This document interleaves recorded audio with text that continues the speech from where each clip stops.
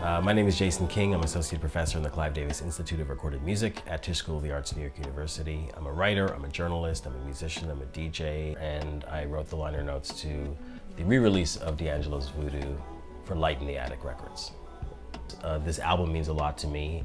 When it came out in January of 2000, which is already 13 years ago at this point, I immediately loved the album. I'd always been a huge fan of D'Angelo, but I thought that there was something about this particular album that suggested that he had turned a new leaf, or he had reached a new plateau in his creativity and his music making and in his production style particularly. So I've always been a fan of it just as a record, and so the opportunity to actually write liner notes for a re-release of it really excited me.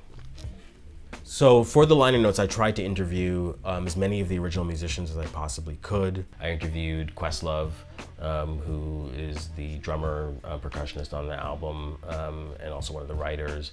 Charlie Hunter plays guitar and bass on a few of the album's key tracks. Pino Palladino, whose bass sound is extraordinarily essential to the sound and the quality of the album. James Poyser, who plays keys. Also Russ Elevato, who is the mixer on the album. And so the mix is basically the overall sound of the album once it's been produced, bringing in an engineer to actually graft and create that sound.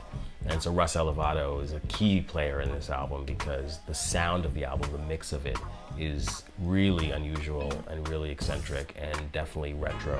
Alan Leeds, who's D'Angelo's manager at the time, and also organizes the Voodoo tour, world tour for him. Most people know Voodoo because of the song Untitled, which was the biggest hit, and of course people remember the video in which D'Angelo was half naked and so on, but there's so much more to the album than just the Untitled song. It's a collection of really, really great songwriting.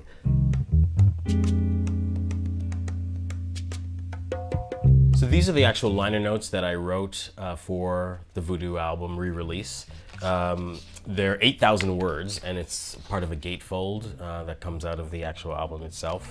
Of course, there's some of the original artwork is kind of emblazoned in the background of it.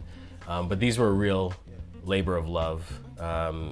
Definitely 8,000 words is a bit unusual and a bit eccentric for liner notes these days that are not part of a box set.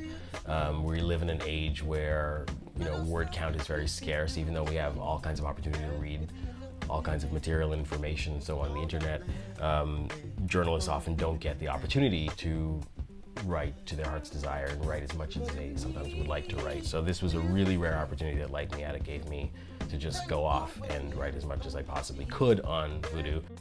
For me, liner notes are really important because I grew up in the era of vinyl, where you would go to the record store, you'd buy vinyl, and then you would read all of the credits, and you wanted to know everybody who was involved with making the record, and you would spot names of musicians or engineers, mixers, mastering engineers who were involved in one record that you also remembered from another record, and you made those connections. And that was part of the way that I discovered music, and I became informed about how music was made.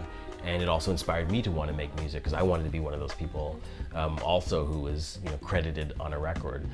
In some ways, it makes a lot of sense to hear this record again on vinyl because it's such an album that celebrates the analog and celebrates the era of vinyl and all of the achievements that were made as part of that era. So get it if you can.